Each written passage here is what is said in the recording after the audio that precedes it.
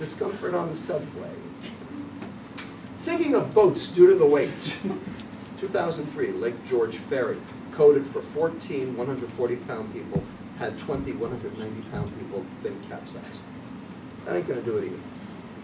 So what will do it? Well, how about a $65 billion reduction in work productivity, 50% increase in absenteeism, 50% increase in health insurance premiums? You are all paying 50% more for health insurance for obesity, even if you're not obese. Okay, so this is hitting you economically. $245 billion lost for diabetes last year in America. $200 billion for dementia, which is immediately traceable to sugar consumption. $192 billion wasted in healthcare resources.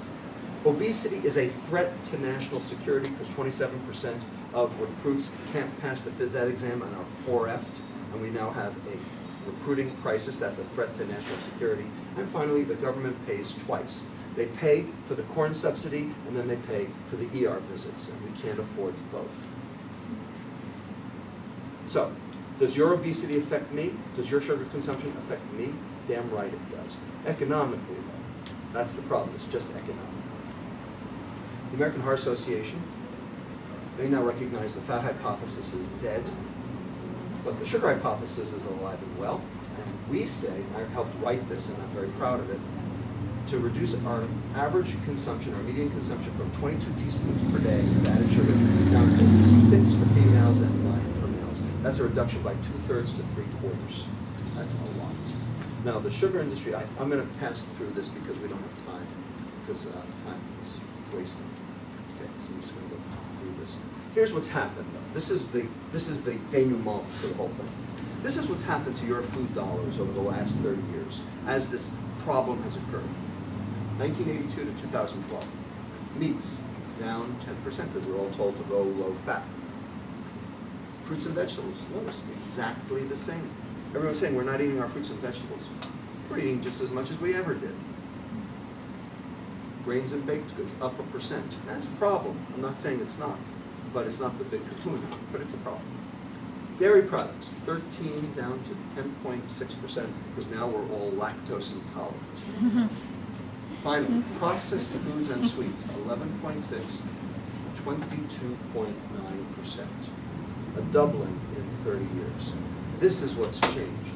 This is how the food environment has changed. This is how the sugar has been introduced into our diet, specifically through processed foods and sugar-sweetened beverages, and it is killing us. And why has it happened? Because they know when they add it, you buy more. And so all the food companies are doing very well. Here is the stock price of McDonald's, Coke, and Pepsi against the S&P 500 over the past 5 years. Notice, they're all doing better. And here's Monsanto, ADM, Hormel, General Mills, ConAgra, Kraft, and Procter & Gamble, all beating the S&P. Want to make money? Invest in a food company. Because they have the formula. Because you can't put it down. This came out just in Lancet about 4 months ago. It's called Profits in Pandemics. Prevention of the harmful effects of tobacco, alcohol, and ultra-processed food and drink industries. What it says, when Joel and I went to medical school, it was all about infections. Right, Joel? And the vector was microbes. That's what we learned. Infections and microbes, infections and microbes. Well, this is the new medicine. It's all about chronic disease. And the vector is now multinational corporations. And they demonstrate resistance, and they learn how to avoid specific therapies that are directed at them. And they're smart, just like bugs. Okay, this is the new medicine. This is what you are taking. You need to understand it. Lastly, here is a list of personal responsibility issues, except they're not. They're public health issues. Why? Because they're not behavior. They're exposure. Syphilis. Behavior, right? No, it's not. It's exposure. And we know it. And we treat it as such. HIV. Behavior, right? Well, it's not. How about guns? Behavior or exposure? What do you think? Exposure. Does it need a public health response? Yes. But if it's a behavior, why would it? And it's personal responsibility. Why would it? It affects others other than the individual responsible. There's a lot of reasons. Okay? There's a lot of reasons. And I put sugar on that list as well. This is an exposure, not a behavior. So my questions, your take-home, your homework assignment, if you will. Can our toxic food environment be changed without governmental or societal intervention? Government has been required for every other one of those public health crises that I had on the previous slide, especially if they're potentially addictive substances involved. Regulation usually means personal intervention, which we can call rehab, and societal intervention, which we can call laws. Rehab, laws. Rehab, laws. For tobacco and alcohol, we have rehab and laws. For sugar, we have nothing. Question is, should we? Question 2, can we afford to wait to enact these public health measures when healthcare will be bankrupt due to chronic metabolic disease? Medicare will be bankrupt by the year 2026. That means we have 13 years to fix this problem. You want to wait till there's no Medicare? Because when there's no Medicare, guess what? You won't get paid. You okay with that? Want to fix it now so you can get paid? Let's fix it now. You know what? I'm not the only one who thinks this. Okay? This is from Credit Suisse, the International Investment Bank.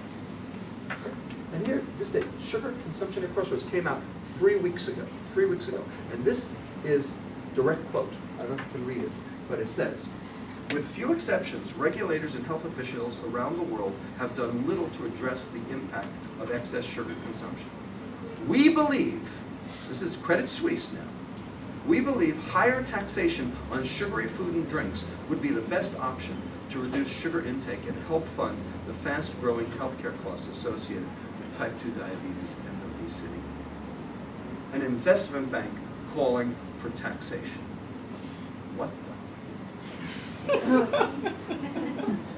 If an investment bank knows this is unsustainable, what do you think that means? It means it's mainstream. This is not just the doctors anymore. Okay? This is everybody. And they're calling for something to happen, and it's taxation. And I agree. And that's why I went to Mexico to lobby for the sugar tax. So for further reading, lots of academic articles, and more academic articles, and some non-academic stuff if you are interested. This is for, I was actually written for doctors, but my publisher said, you have to write it for patients. So it's a little dumbed down, but it's actually pretty good, I think. It's done very well. And we also put out this ebook so people can go to the supermarket and figure out how to read a food label and how to avoid this exposure. And finally, this will be out in January, Fat Chance Cookbook, because 1/3 of America has never boiled water outside of a microwave. And we won't fix this until we learn how to cook again. And so this is hopefully a how-to guide with lots of under 30-minute recipes so that people can actually fix the problem. That's the personal rehab side. So lastly, I want to mention we have started a nonprofit to take on big food. It's called the Institute for Responsible Nutrition. There's our website. If you're interested in this problem, this issue, you can contact me, or you can log on and sign up, and we will send you information about how you can get involved. Ultimately, our goal is to become the medical, nutritional, and legal clearinghouse of information to improve the global food supply. And when I say legal, I mean it. Litigation's coming. It's how we took on tobacco. It's how this will ultimately go as well. When legislative and executive branches of government are co-opted, as they are today, that only leaves the courts. You will see it. It's coming. It's already started. Okay. So I want to thank all of my collaborators here at UCSF. Patricia Sai is in the back. I'm so glad that she's here. Okay. Touro University, my colleague Jean-Marc Schwartz was a card-carrying fructose biochemist. Kathy Mulligan and Susan Orlowski over at SFGH. Sanjay Basu was a resident here at Internal Medicine, is now at the Stanford Prevention Institute, did that sugar diabetes causal medical inference. All my colleagues at IHPS, UC Hastings, where I got a master's in law this past year, because this is a public health crisis and we need to understand the law. and all my colleagues at Center for Weight and Health at UC Berkeley. And with that, if we have questions, if we have time, I can take any questions. Thank you.